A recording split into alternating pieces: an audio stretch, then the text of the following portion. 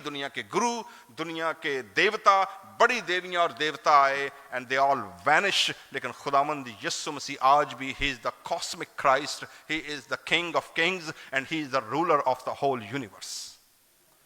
और बादशाही जो है खुदा की, ये इतना बड़ा थीम है कि अगर हम खुदा की बात, खुदावंद के कलाम को, खुदावंद यीशु मसीह के नेचर को समझना चाहते हैं तो मेरे we need to understand the kingdom theme. यही वजह है कि दुनिया के लाखों, मोर देन 2 बिलियन क्रिश्चियंस हर रोज दुआ रबानी में, लॉर्ड्स प्रेयर में ये दुआ करते हैं, जैसे तेरी मर्जी कहां पूरी होती है, कैसे हो तेरी बादशाही आए।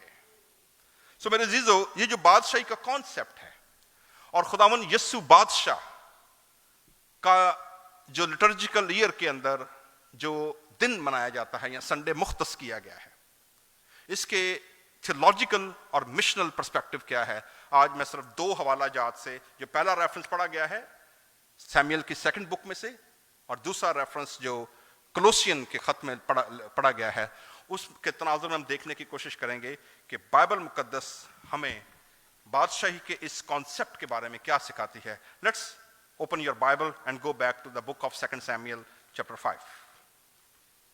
सैमुएल की दूसरी किताब और उसका 5वां बाब। 5वें बाब के अंदर अगर आप ध्यान से देखेंगे तो ये वो दौर है जब साउल बादशाह के मरने के बाद दाऊद अपनी बादशाही को कायम करता है। और इस कॉन्टेक्स्ट में जब आप इस स्टोरी को पढ़ते हैं तो मेरे जीजो, आपके सामने खुदावंद यीशु मसीह की बादशाही का इमेज आपको नजर आएगा। मसलन 5वें बाब की पहली आयत 2 सैमुएल, तब इस्राएल के सब कबीले, तब से क्या मुराद है कि इससे पहले कभी कुछ हो चुका है। तो इससे पहले क्या हुआ है, इससे पहले आप देखेंगे कि जो साउल का घराना था, इस्राएल का पहला 12 कबीलों का बादशाह, और यह तकरीबन स्टोरी है खुदावंद यीशु मसीह के पैदा होने से 10,500-1100 साल पहले, 1000 साल पहले यीशु मसीह के पैदा होने से। ठीक है जी। सो साउल का घराने को खुदा ने खड़ा किया, साउल को कायम किया, 12 कबीलों का बादशाह बनाया, लेकिन साउल ने खुदा की नाफरमानी की। नाफरमानी भी क्या की, खुदा ने यह हुक्म दिया था, वो पहले ही नाफरमान हो चुका था, क्योंकि खुदा ने जब दाऊद को खड़ा किया, इन दिनों वैसे एक नेटफ्लिक्स पे सीरीज आ रही है जी, द हाउस ऑफ डेविड। तो अगर आपको मौका मिले तो उस सीरीज को देखिएगा। क्या सीरीज का नाम है? House of David. ठीक है जी। It will give you a movie idea कि हाउस ऑफ डेविड क्या है। सो साउल के घराने को खुदा ने कहा जी कि मैं इस घराने से बादशाही लेकर किसको दे दूंगा, अपने पसंदीदा को दे दूंगा। उस वक्त खुदा ने ऐलान नहीं किया था। सो दाऊद के लिए खुदा ने रास्ता खड़ा किया और अल्टीमेटली दाऊद बादशाह बन गया जी। ठीक है। तो तब जब दाऊद बादशाह बन गया तो लिखा है जी, तब इस्राएल के सब कबीले, एक नहीं, कितने कबीले थे इस्राएल के? 12 कबीले। ठीक है जी। सो 12 कबीले, क्यों ये कहा गया है कि सब कबीले? क्योंकि कबाइल जो थे वो डिवाइडेड थे, और वो कुछ साउल के साथ थे और कुछ किसके साथ थे? दाऊद के साथ थे, लेकिन मुकम्मल तौर पर सारे एक बादशाह के नीचे नहीं थे। लिखा सब कबीले हब्रून में, हब्रून यरूशलेम याद रखिएगा कि अभी कैपिटल नहीं बना है। ठीक है जी। अभी कैपिटल कौन है, कहां पर है? हब्रून के अंदर। सो हब्रून में क्या हुए, दाऊद के पास आकर कहने लगे, क्या कहने लगे जी? हम तेरी हड्डी और तेरा क्या है? गोश्त हैं जी। इंटरेस्टिंग। आपको ये हड्डी और गोश्त बाइबल में और कौन सा स्टेटमेंट आपको याद दिलाता है जी? Anybody, any guess? ओके, ये हिजकिय्याह 37 बाब है जी, हड्डियों की वादी का रोया। Anybody else? वेरी गुड जी, है ना, टीएलटी पढ़ने का फायदा है। Genesis chapter 1 in the garden of paradise, जब खुदा आदम की पसली में से औरत बनाकर आदम के पास लाता है और पहली रोमांटिक पोइट्री आती है जी। और क्या कहता है जी आदम? ये मेरी हड्डियों में से हड्डी और मेरे गोश्त में से गोश्त है, ये नर में से निकाली गई है, इसलिए नारी कहलाएगी जी। सो मेरे जीजो, जब हम गार्डन का पैराडिस्मल इमेज देखते हैं तो पहली बादशाही जो प्रीस्टली किंगडम खुदा ने कायम की, that was garden of Eden. Creation जो खुदा ने तख्लीक की, और तख्लीक करने के बाद जेनेसिस चैप्टर 1 26-27 वर्स आदम को क्या कमांड देती है? फलो और क्या करो? बढ़ो, be multiplied, be fruitful and be multiplied. And then सिर्फ यहीं पर नहीं रुकना, अब आगे क्या है? जमीन को मामूर और महकूम करो, बी फिल्ड एंड डोमिनियन।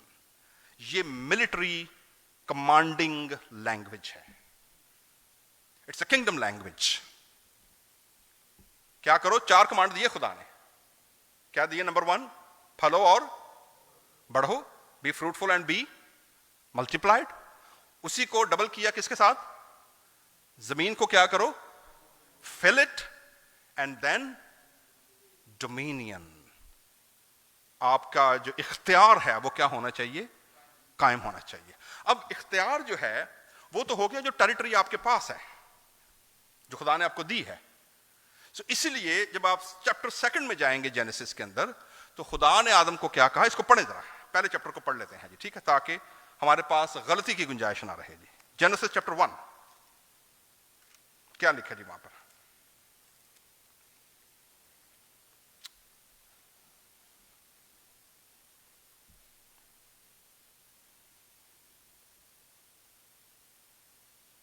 पंद्रहवीं आयत दूसरे बाब की, जेनेसिस चैप्टर 2 वर्स 15 लिखा जी, और खुदामंद खुदा ने आदम को लेकर बागे अदन में रखा। इंटरेस्टिंगली ये नहीं लिखा हुआ कि आदम को खुदा ने अदन की मिट्टी से बनाया, मट्टी जमीन से ली गई। हाँ, आदमा, सुर्ख मट्टी, आदम का मतलब है जी सुर्ख मट्टी से लिया गया, ठीक है। अच्छा, दिलचस्प बात है, ये जो वर्ब है आदम का, it is non gender. In Hebrew it's non gender. इसका मतलब ये नहीं कि आदम सिर्फ मर्द था, ओके, ये एक अलग डिबेट है इसके अंदर। लेकिन हाँ, आदमा मीन्स सुर्ख मट्टी से लिया गया। आदम को बनाया कहीं और, फॉर्म कहीं और होता है, बट जब खुदा ने अपनी प्रीस्टली किंगडम एस्टैब्लिश करनी है, उसको एक्सपेरिमेंट करना है, तो फिर क्या किया खुदा ने? आदम को लिया और उसको क्या किया? बागे अदन में क्या किया? रखा। It means he was transported from somewhere else to live in the garden of Eden with a certain task. और टास्क क्या थी? ध्यान से सुनिएगा, हम किस सब्जेक्ट पे बात कर रहे हैं जी? किंगडम। थीम हमारा क्या है?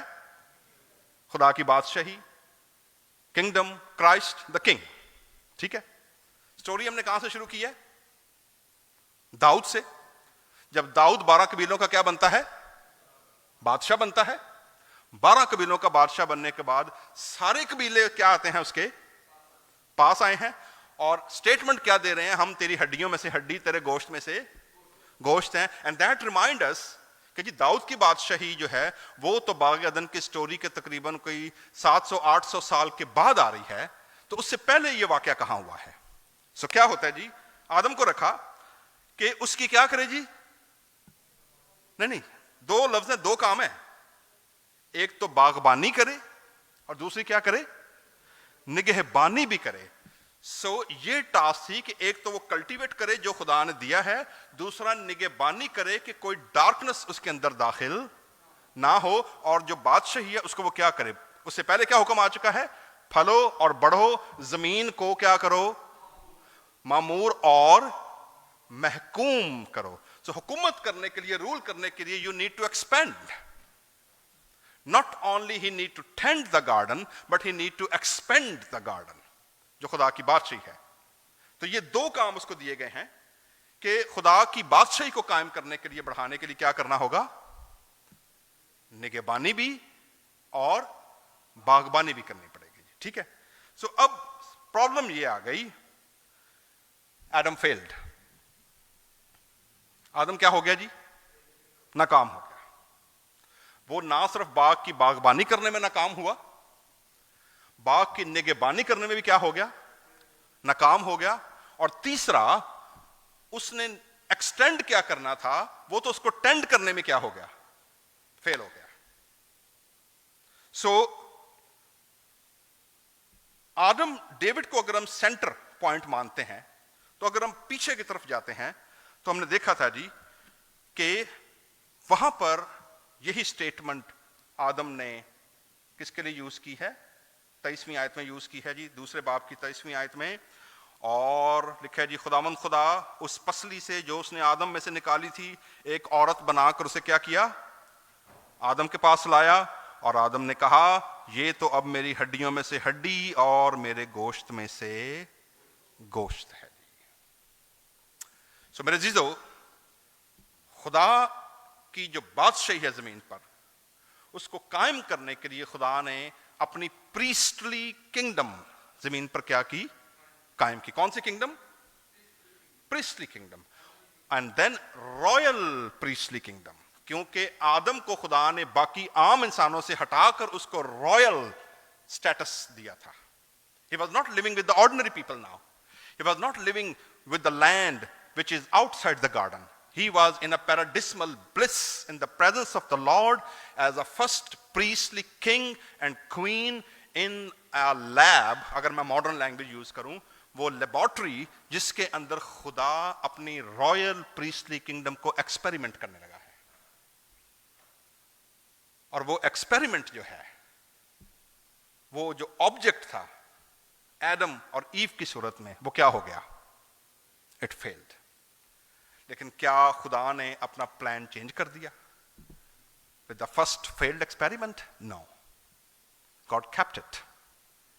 और यूं हम देखते हैं, the same task has been given to the children of Israel.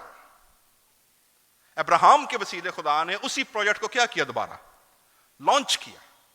इसीलिए जब हम खरूज की किताब उसका 19वां बाब देखते हैं, देखिए वहां पर आपको एक स्टेटमेंट और नजर आएगी, बुक ऑफ एक्सोडस चैप्टर 19। वहां पर क्या है कि उनको निकालने का पर्पस क्या था? बुक ऑफ एक्सोडस चैप्टर 19, खरूज की किताब 19वां बाब है, और उसकी तीसरी आयत से मैं पढ़ने लगा हूं जी। देखिएगा वहां पर खुदा क्या फरमाता है। लिखा जी, और मूसा उस पर चढ़कर खुदा के पास गया, और खुदावंद ने उससे पहाड़ पर से पुकार कर कहा कि तू याकूब के खानदान से यूं कह और बनी इस्राएल को ये सुना दे। क्या सुना दे जी? सुनिएगा, कि तुमने देखा कि मैंने मिस्रियों से क्या क्या किया, और तुमको गोया उकाब के परों पर बिठाकर अपने पास ले आया। सो अब अगर तुम मेरी बात मानो और मेरे अहद पर चलो, तो सब कौमों में से, जिस तरह आदम को बाकी इंसानी नस्ल से खुदा ने क्या किया? अलग करके निकाला, इसी तरह चिल्ड्रन ऑफ इजराइल को खुदा ने बाकी कौमों में से क्या कर दिया? सेपरेट कर दिया जी। सो अब अगर तुम मेरी बात मानो और मेरे अहद पर चलो, तो सब कौमों में से तुम ही मेरी खास मलकियत ठहरोगे। कितने लोगों ने लॉर्ड ऑफ द रिंग्स देखी है? रॉजर एक ही हाथ खड़ा हुआ है। अच्छा, मूवी देखा करो, वैसे अच्छी भी होती हैं कई, ठीक है। सो क्या बात कर रहा था मैं? कौन सी मूवी? Lord of rings. उसमें वो जो गोलन है, गोलन पता ना, बड़ा क्रीपी सा क्रीचर है उसके अंदर। गोलन नाम है ना उसका, रॉजर इज गोलन, वही होता है ना? ओके, मुझे लगा मैं शायद गलत नाम ले रहा हूं। बड़ा क्रीपी सा क्रीचर होता है, सड़े हुए वाल, अखा हड्डियां बढ़ियां, बड़ा क्रीप सा। और वो जब रिंग को देखता है, उसे कहता है माई प्रेशियस। क्या डायलॉग है सिर्फ उसका? माई प्रेशियस। जो रिंग होती है series Lord of the ring, तो रिंग के अंदर जो पावर है, एवरीबडी वांट दैट पावर, जो अथॉरिटी है उसके अंदर लाइफ एंड डेथ की, ठीक है। तो जो ये टाइटल है, जो खुदा कहता है ना कि तुम मेरी क्या ठहरोगे? खास मलकियत। तो मुझे वो डायलॉग जो आ रहा है गोलन का, वो कहता है माई प्रेशियस, तुम मेरी खास क्या ठहरोगे, मलकियत ठहरोगे, क्योंकि सारी जमीन मेरी है। खुदा कहता है जी, जैसे एक डच स्कॉलर हैं बॉनहाफर, वो कहते हैं, नो बेविंक कहते हैं जी, not a single square inch on this earth which is beyond the authority of Lord Jesus Christ. Not a single square inch on this earth. जमीन का 1 इंच हिस्सा भी खुदा के इख्तियार के बाहर नहीं है, और खुदा डिक्लेयर करता है कि सारी जमीन किसकी है, मेरी है जी। रब खुदावंद बादशाह है जी। और अब तुम क्या होगे, हियर यू गो, टाइटल सुनिएगा जी।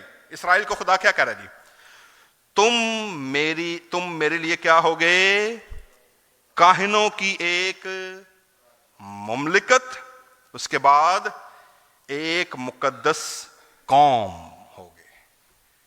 You will be a priestly kingdom and a pure and a sacred nation for मी।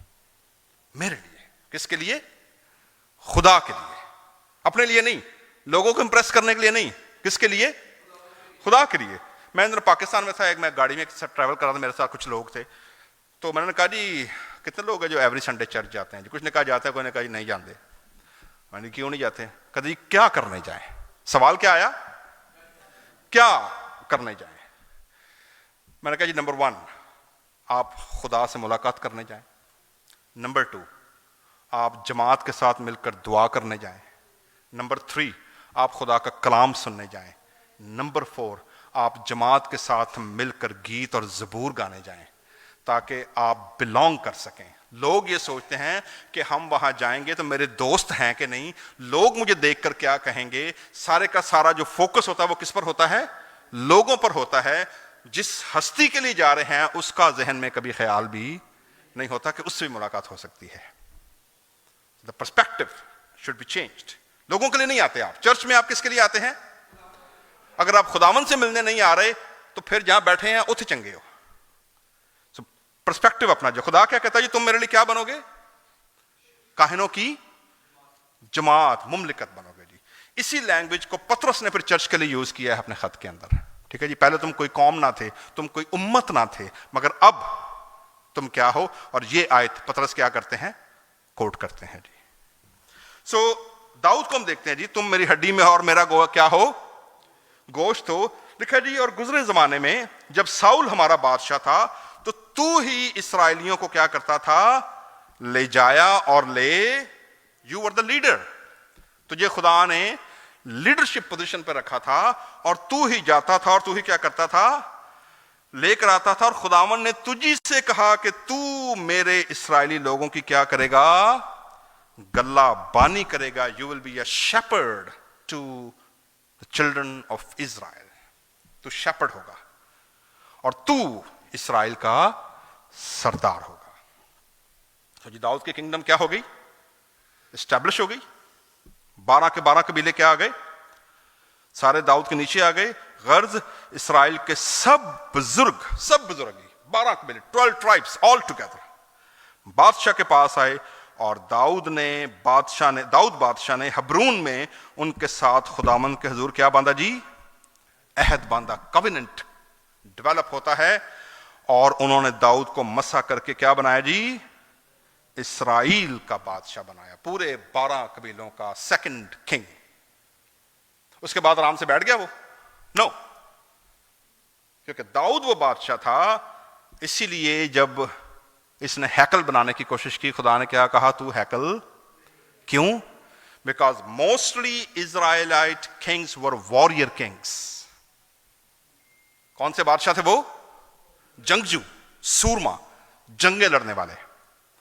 और अगर बादशाह जंग लड़ने नहीं जाएगा, जिस दौर में उसने बत सबा के साथ हरामकारी की, जिस दौर में हत्ती ओरिया को कत्ल कराने की कोशिश की, उस दौर में जब जंगे हो रही थी, बादशाह छत पर बैठकर चहलकदमी कर रहा था।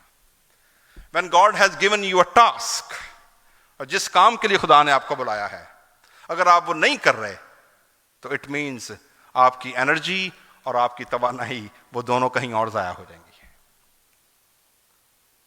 सो मेरे जीजो, दाऊद बादशाह बनता है और दाऊद का जो करेक्टर है यहां पर वो क्या है?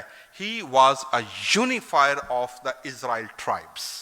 12 के 12 कबीले दाऊद के किंगडम के नीचे क्या हो गए? मुत्तहिद हो गए जी। और that was the last unified king, क्योंकि सुलेमान के दौर में खुदा ने कह दिया था कि 10 कबीलों की सल्तनत क्या हो जाएगी?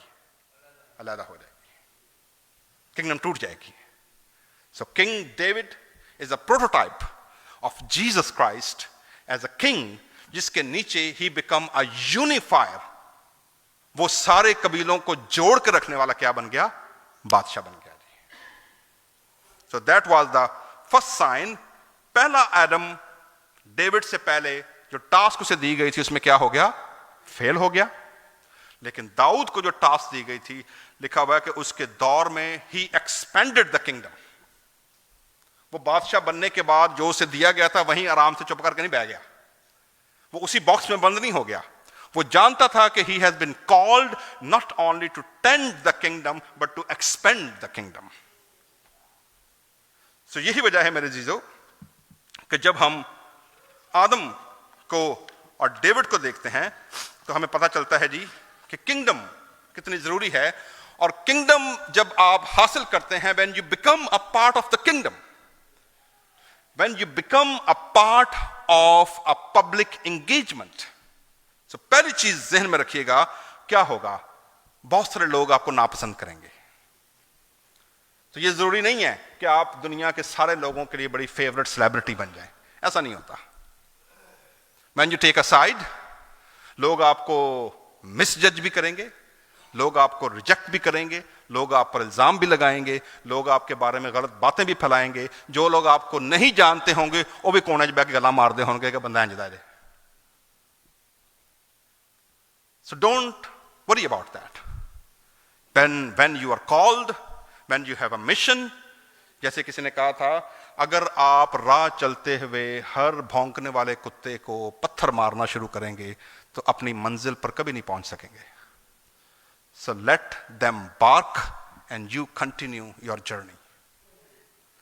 So दाऊद एक्सपेंड करता है और यूं जंगें शुरू होती हैं। He was a man of war, a warrior king. Expansion उसने की है। यही वजह है कि आज भी इवन इन 2025 जब दोबारा यरूशलेम जो दोबारा किंगडम बना है, जो दारुल हुकूमत बना है, it was the same kind of reverse cycle. क्यों यरूशलेम ट्रंप के पहले दौर में कैपिटल बनता है तल अवीव के बाद? There is the reason behind that. जो मौजूदा गजा की 3 साल लड़ाई है और जो पट्टी दोबारा वो बना रहे हैं, that's the same territory which conquered by king David. अगर आप कभी दाऊद के दौर का नक्शा देखें जो यूनिफाइड इसराइल का था, जो अल्टीमेट प्लान आपको नजर आएगा, that would be the same map. So जो पैसेजेस हैं वो दाऊद को वॉरियर के तौर पर पेश करते हैं जी। सो खुदावन यीशु मसीह की जात के बारे में जब बात करते हैं एज अ किंग, आपको याद है यीशु मसीह के बारे एक स्टेटमेंट आई, यीशु मसीह ने कहा, जब मैंने एक संडे मैंने कलाम भी सुनाया था इस पर, कि अमूमन लोग यीशु मसीह को जब कोट करते हैं तो मोस्टली यीशु मसीह को या तो वो हीलर बना के डब्बे में रख देंगे, ठीक है, या टीचर बना के रख देंगे, और या फिर इवेंजलिस्ट बना के उसके साथ खेलते रहेंगे। खुदावन यीशु मसीह का डिस्टर्बेंस क्रिएट करने का जो एस्पेक्ट है, जो किंगडम्स को हिला के रख दे, जो एस्टैब्लिशमेंट्स को परेशान कर दे, जो स्टेटस क्वो को चैलेंज कर दे, ये वाला एस्पेक्ट खुदावन यीशु मसीह का बहुत कम हाईलाइट होता है। क्योंकि इब्लीस और कल्चर और दुनिया चाहती है कि चर्च की जो ओरिजिनल कॉल है, स्टेटस क्वो को चैलेंज करने वाली, लोगों को कंप्लेसेंसी को चैलेंज करने वाली, लोगों को जो अपने वो कंफर्ट जोन में बैठे हुए हैं उनको डिस्टर्ब करने वाली, वो यीशु मसीह के बारे में बात नहीं करो। उसको एज अ सॉफ्ट इमेज के तौर पर, उसको हीलर के तौर पर, प्यार के तौर पर, लव के तौर पर पेश करो। उसके जस्टिस को बयान मत करो, उसके रात, उसके गजब को बयान मत करो, उसकी जो करैक्टर है, फुली करैक्टर, उसको बयान मत करो। ही केम आल्सो, व्हेन ही केम, यीशु मसीह ने क्या कहा था? मैं इसलिए नहीं आया कि मैं अमन कायम करूं, मैं इसलिए आया कि तलवार चलवाऊं। तलवार क्यों चलवाऊं? कौन सी तलवार चलाऊं? मैं बाप को बेटे के खिलाफ, बेटी को मां के खिलाफ। तो लोग हैरान हुए, isn't he a prince of peace, वो कैसे ये तलवार चलवा सकता है? लेकिन मेरे जीजो, जो कॉन्सेप्ट है वो ये है, जब आपने किसी चीज को नया बनाना है तो पुराने डिसफंक्शनल सड़े हुए निजाम को आपको क्या करना पड़ेगा? ढाना पड़ेगा पहले। You have to destroy the old one. यिर्मयाह को जब खुदा ने बुलाया, देखें जरा यिर्मयाह पहला बाब, यिर्मयाह की कॉलिंग क्या है? और यहां पर आपको खुदावन यीशु मसीह में जो नबियों की जो कॉलिंग है वो आपको नजर आएगी। यिर्मयाह पहला बाब, बुक ऑफ यिर्मयाह चैप्टर 1 चौथी आयत से पढ़ने लगा हूं जी। लिखा है, तब खुदावन का कलाम मुझ पर नाज़िल हुआ, यिर्मयाह नबी बयान कर रहे हैं, और उसने फरमाया, इससे पेशतर कि मैंने तुझे बतन में खल्क किया, मैं तुझे जानता था, और तेरी विलादत से पहले मैंने तुझे मखसूस किया, और तुझे किन के लिए जी? कौमों के लिए। Nations, God is a God of nations, कौमों का खुदा है, ठीक है जी, नेशंस। तब मैंने कहा, हाय खुदावन खुदा, देख मैं बोल नहीं सकता, क्योंकि मैं क्या हूं? कहता जी मैं तो बच्चा हूं, मेरी कौन सुनेगा? लेकिन खुदावन ने मुझे फरमाया, यूं ना कह कि मैं क्या हूं? बच्चा हूं, क्योंकि जिस किसी के पास मैं तुझे भेजूंगा तो क्या करेगा? जाएगा। जो कुछ मैं तुझे फरमाऊंगा तू कहेगा, तू उनके चेहरों को देखकर ना डर, क्योंकि खुदावन फरमाता है, मैं तुझे छुड़ाने को क्या हूंगा? तेरे साथ होऊंगा। अब टास्क क्या है? कमीशन क्या है? मिशन क्या है? तब खुदावन ने हाथ बढ़ाकर मेरे मुंह को छुआ, और खुदावन ने मुझे फरमाया, देख मैंने अपना कलाम तेरे मुंह में डाल दिया। देन आज के दिन मैंने तुझे कौमों पर और सल्तनतों पर, dominion, kingdoms, you will challenge kingdoms, power houses को तू क्या करेगा? तू हिलाएगा। तो कैपिटल हिल को हिलाएगा, तो G8 को हिलाएगा। कौमों और सल्तनतों पर मुकर्रर किया कि नंबर 1 क्या करेगा तू? उखाड़े और ढाए। तो जब तक आप डिसफंक्शनल सिस्टम को, डिसफंक्शनल आइडियोलॉजी को, डिसफंक्शनल गलत तालीम को, पुलपट पर से बेकार पादरियों की तालीम को, बुरी और नॉन बिब्लिकल टीचिंग को जब तक आप अपने अंदर से नहीं निकालेंगे, आप बाइबल की दुरुस्त तालीम को हासिल नहीं कर पाएंगे। मैं अभी जब पाकिस्तान में था और हमारे मिस्र से दोस्त आए हुए थे, और वो he was a singer also, he is now 60+, मेरे साथ वो कराची में थे, हम एक वर्कशॉप ले रहे थे, तो बड़ा अच्छा उसने एक स्टेटमेंट दी। उन्होंने कहा जी कि कुछ गीत ऐसे होते हैं जिनकी उम्र बड़ी कम होती है, कुछ गीत ऐसे होते हैं जिनकी क्या होती है? एक तो वो प्री मैच्योर पैदा होते हैं, ऊपर से मर भी जल्दी जाते हैं, ठीक है, साह ही नहीं ਹੁੰਦਾ, जान ही नहीं होती। तो कहते और कुछ गीत ऐसे होते हैं आप 50 सालों बाद भी सुनेंगे, 60 साल बाद भी सुनेंगे, वो आपको वही ताजगी और वही क्या देंगे, वो आपको अनॉइंट करेंगे। तो क्या वजह है? उन्होंने कहा जी पहली वजह यह है, जिन गीतों के अंदर खुदा के कलाम की रूह नहीं होगी, इंसानी तखय्युल, इंसानी शायरी होगी, वो जल्दी मर जाएंगे। नंबर 2, उसने कहा जिस किसी चर्च या जिस किसी ऑर्गेनाइजेशन का पुलपट वीक होगा, यहां पुलपट पर से कलाम मुनादी नहीं होगा, यहां पर कहानियां मुनादी होंगी, यहां पर स्टोरीज मुनादी होगी, मैं उधर गया तो मैं ये किया, मैं वो करता रहा, मैं फलाना प्रॉफिट था, मैं सीनियर था, मैं जूनियर था, मैं ये था, मैं वो, जो अपनी कहानियां सुनाते रहेंगे, वहां पर आपको कभी भी जिंदगी नजर नहीं आएगी। दे विल बी डिस्ट्रॉय सून। पुलपट पर से क्या आना चाहिए? कलाम आना चाहिए, फिर लोगों को पसंद आए या ना आए, because pulpit and the word preaching doesn't please people.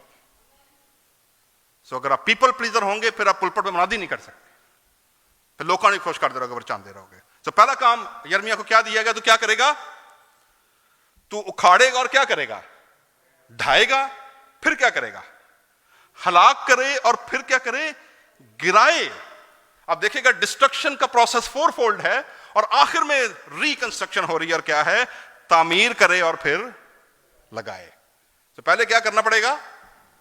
पहले गिराना पड़ेगा, पहले ढाना पड़ेगा, पहले गिराना पड़ेगा, और फिर उसके बाद क्या होगा? तामीर करे और लगाए। सो खुदावन यीशु मसीह जब बादशाह बनकर आए हैं और जब उन्होंने ये कहा है ना कि ये जो करप्ट फॉर्म है कम्युनिटी के अंदर, जो कल्चरली एम्बेडेड है कम्युनिटी, कलाम की बजाय कल्चर के अंदर है, तो मेरे जीजो उसको पहले क्या करना पड़ेगा? वो कम्युनिटी झूठी है, वो डिस्गाइज में है, दे आर हिपोक्रेट्स, वो रियाकारी की जिंदगी गुजार रहे हैं, उनको चैलेंज करना पड़ेगा। वो दिखने में तो रिस्पेक्टेबल नजर आते हैं मगर हैं नहीं। वो गलियों बाजारों में पुलपट पर स्टेज पे खड़े होकर तो लोगों के सामने पसंद आना करते हैं मगर अंदरों सारे खोचल ने, अंदर से 2 नंबर हैं वो। सो बाइबल क्या कहती है? नबियों की तरह यीशु मसीह क्या कहते हैं? जो डिसफंक्शनल कम्युनिटी है, कल्चर है, उसे क्या करने करेगा? उसको पहले गिराना पड़ेगा, लड़ाई डालनी पड़ेगी, तब हम ये दुआ कर सकते हैं, दाई किंगडम कम, तेरी क्या आए बादशाह। पहले डिसफंक्शनल किंगडम्स को क्या करना पड़ेगा? उनको पहले गिराना पड़ेगा, और ये काम खुदा का कलाम करेगा जी। Dysfunctional forms of earth community. So मेरे जीजो, जब हम खुदावन यीशु मसीह की बात करते हैं तो जो दूसरा हवाला पढ़ा गया है कुलसियों के नाम का, देखें उसमें क्या है। उसमें खुदावन यीशु मसीह की जात के बारे, इट्स अ सॉन्ग। दिलचस्प बात यह है जी, ये जो कुलसियों के नाम रेफरेंस पढ़ा गया ना, it's a song, it's a poetry, लेकिन चूंकि हमारे पास तर्जुमा है तो हमें शायरी की समझ नहीं आ रही। But it is the earliest Christian hymn in the Bible जो कि पोइट्रिक फॉर्म में है और यीशु मसीह की जात पर फोकस करता है। और क्या है? देखें कुलसे की कलीसिया को क्या कहा गया है जी कि नंबर 1, अब लैंग्वेज सुनिएगा। पौलुस रसूल ये जो खत है, फिलिपियों के नाम, कुलसे के नाम, गलतियों के नाम, ये पौलुस ने कहां से लिखे हैं? प्रिजन, ये जेल में है, ठीक है जी। रोमन सोल्जर, रोमन हुकूमत, ठीक है जी। Roman military language, Roman dress, military, उनकी कमांड, चेन कमांड कैसे काम करती है। So he is looking all this, और वो उसी जो इमेजरी है उसको क्या करता है, यहां पर इस्तेमाल कर रहा है किंगडम कॉन्सेप्ट समझाने के लिए, ठीक है जी। खुदावन यीशु मसीह भी रोमन दौर के अंदर थे, पौलुस भी रोमन दौर के अंदर है। खतूत सारे, अर्ली चर्च सारा किसके अंदर था? Greco Roman culture, theology and military. तो जो लैंग्वेज इस्तेमाल हुई है वो आपको फुली रोमन मिलिट्री सोल्जर की लैंग्वेज नजर आएगी जी, ठीक है। क्या है सुनिएगा, उसी ने हमको तारीकी के किससे जी? कब्जे, कॉलोनी तारीकी की बनी हुई थी।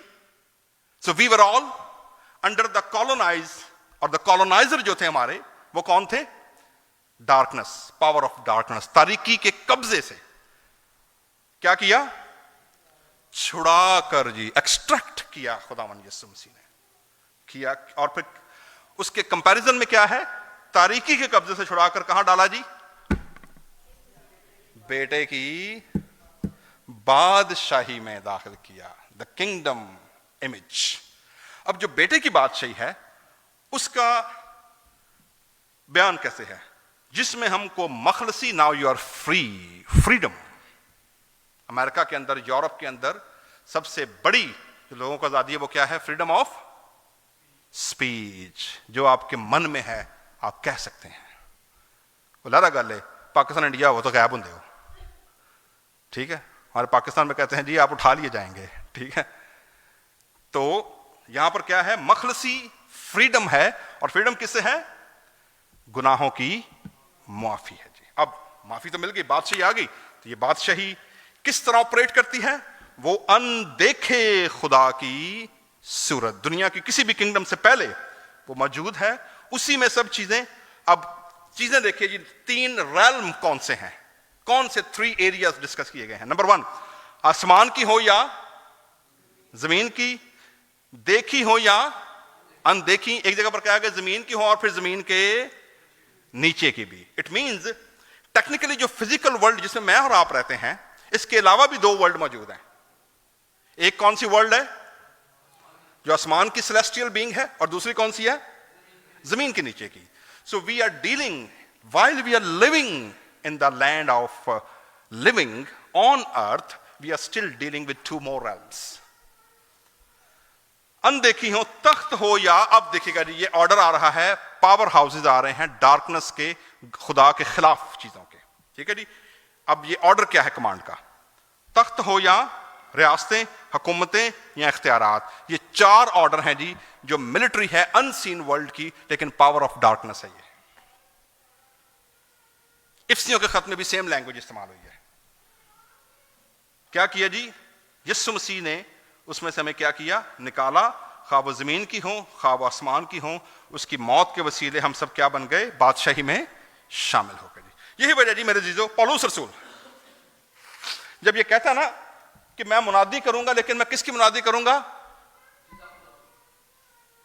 क्राइस्ट द क्रूसिफाइड, मसीह मसलूब की जी।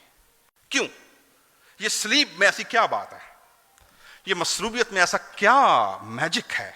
मसलूबियत में ऐसी कौन सी पावर है कि पौलुस कहता है जी मैं सिवाय मसीह मसलूब के और कोई मुनादी करूंगा ही नहीं। ठीक है जी। मसीह मसलूब को समझने के लिए देखें जरा लूका की इंजील 23वां बाब, हमारा लास्ट रेफरेंस, लूक चैप्टर 23।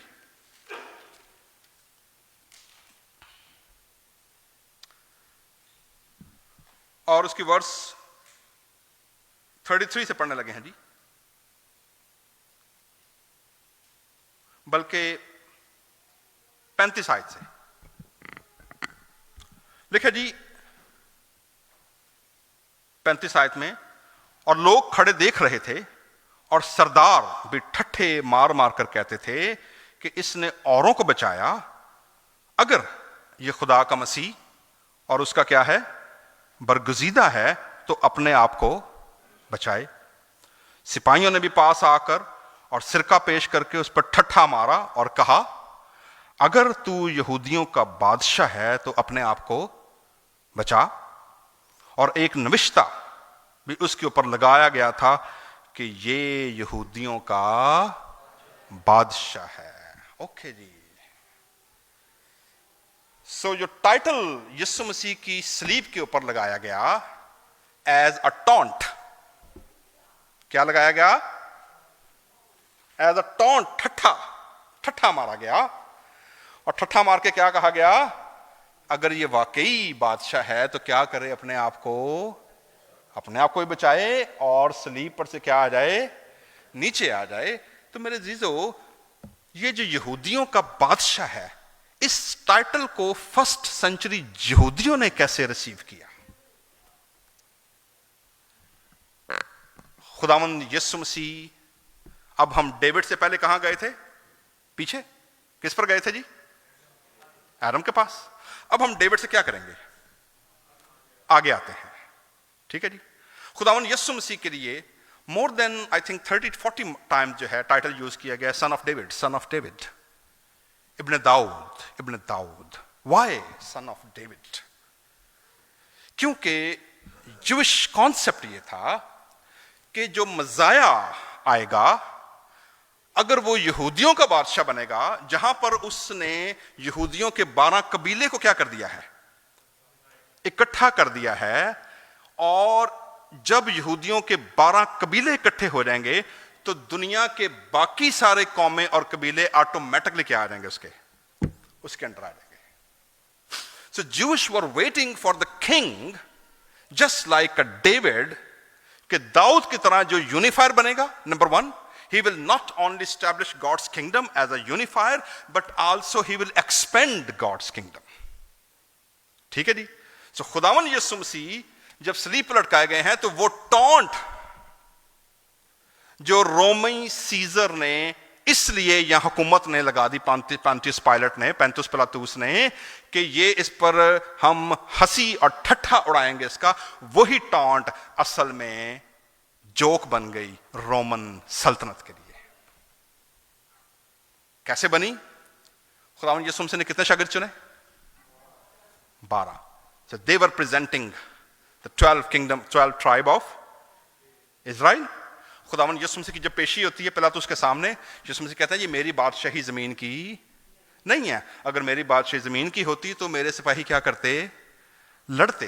यही वजह है कि जो बदरूहों ने, जब वो पूरा लश्कर लीजियन उसके अंदर था, जब वो टेरिटरी में गए, उसने देखते यीशु को क्या कहा? तू खुदा का कद्दूस, तू वक्त से पहले हमें क्या करने आ गया है? अजाब में डालने आ गया, हम जानते हैं तू कौन है, तू खुदा का कदूस है। You have the power in the whole cosmic visible invisible order, you are the king of universe, you are the cosmic prince. तू वक्त से पहले अजाब डालने आ गया है। सो द तीनों दुनियाओं की जो विजिबल इनविजिबल पावर्स थी, प्रिंसिपैलिटीज थी, बदरूहें थी, डेविल थे, जन्नात थे, they know to whom they are dealing with. तो यीशु मसीह जब सलीब पर लटके हैं और जो तीसरे दिन मुर्दों में से जी उठे हैं, इसी बात को इफ्सियों के नाम खत में वो कहता है कि उसने सलीब पर सबका बरमला तमाशा बना दिया। क्या बना दिया उसने? तमाशा। कैसे बनाया? रोमन गवर्नर या रोमन सोल्जर या रोमन ग्लैडिएटर जब जंग जीत कर आते थे तो अपने दुश्मनों को, आपने मूवी में देखा होगा ग्लैडिएटर के अंदर, वो क्या करते थे? पब्लिक शो ऑफ के अंदर जब उनके नेशन के लोग उनका इस्तकबाल करते थे तो जो बंधे हुए गुलाम और बंधे हुए बादशाह होते थे उनका पब्लिकली क्या बनाते थे? वो उनकी परेड होती थी, पब्लिक परेड, कि देखो तुम्हारी पावर, तुम्हारा इख्तियार, तुम्हारे ओहदे और तुम्हारा गुरूर हमने जमीन में मिला दिया है। Now you are our slave, और हम तुम्हारी पब्लिक परेड बना रहे हैं। तो खुदावंद यीशु मसीह के बारे क्या लिखा है कि when he rose from the grave, लिखा है उसने हुकूमतों और इख्तियारों को अपने ऊपर से क्या किया? उतार फेंका, और उनका बरमला क्या बनाया? तमाशा बना दिया। He made the public disgrace, he stripped them publicly, उनकी पावर और अथॉरिटी सारी की सारी क्या कर दी? जमीन में मिला दी। वो टास्क जो किसको दी गई थी? आदम को। क्या दिया गया था उसको? फलो और बढ़ो, जमीन को मामूर और महकूम करो। Adam failed. वही टास्क इजराइल के पास गई, चिल्ड्रन ऑफ इजराइल फेल्ड। वही टास्क दाऊद के पास गई, घरानों के पास गई, 12 कबीलों के पास गई, दे फेल्ड। अल्टीमेटली खुदावंद यीशु मसीह को खुद नीचे आना पड़ा। ही केम डाउन। लिखा है उसने खादम की सूरत क्या कर ली? इख्तियार कर ली। उसने जो आसमानी उसका जलाल था उसको क्या कर दिया? उसको छोड़ दिया। एंड देन खुदा ने भी लिखा है उसको वो नाम दिया जो सब नामों से क्या होगा? हर एक घुटना, खा आसमानियों का, खा जमीनियों का, खा जमीन के नीचे वालों का, उसके नाम के सामने टिकेगा। That's why when Jesus rose from the dead, उसने 12 रसूलों को ये कमीशन दिया कि अब तुम क्या करो? दुनिया की हदों तक जाओ। Now you are going to expand the kingdom. You are not only living in your comfort zone. You are not only called to live in your church. You are not only called and commissioned to live in your own house, in your internet and the sofas. You are called to expand the kingdom. So वो कलीसिया, वो church, जो church को, कलीसिया को, इख्तियार को, हैसियत को एंजॉय तो करता है, बेनिफिट तो लेता है, लेकिन उसको एक्सपेंड नहीं करता। जो किंगडम स्टेटस को तो एंजॉय करता है लेकिन उस किंगडम को एक्सपेंड नहीं करता, पार्टिसिपेट नहीं करता खुदा के साथ। लेटर और sooner they dry and they die. यही वजह है कि खुदा ने इस कलीसिया को बुलाया और मुकर्रर किया कि we are not only here to play church, we are here to expand the kingdom. We are here to multiply the kingdom. We are here to challenge and disrupt status quos. और ये collaborative काम है। पहले तुम कोई उम्मत ना थे मगर अब तुम क्या हो? अब तुम शाही काहिनों का फिरका, एक मुकद्दस कौम, बरगजीदा नस्ल, ताकि तुम खुदा के अजीब कामों का क्या कर सको? बयान कर सको। मेरे जीजो, खुदावंद हमें फजल दे कि खुदावंद ने कलीसिया के अंदर जो जो रिसोर्सेस, जो जो गिफ्ट दिए हैं, they are given not only to educate, not only to edify the church, but also to expand God's kingdom.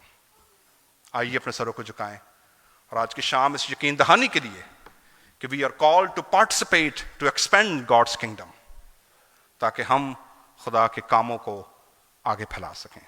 जमात में से जिसे भी खुदा का रूह भारे जी, दुआ में रहनुमाई करें। Hallelujah, hallelujah, praise.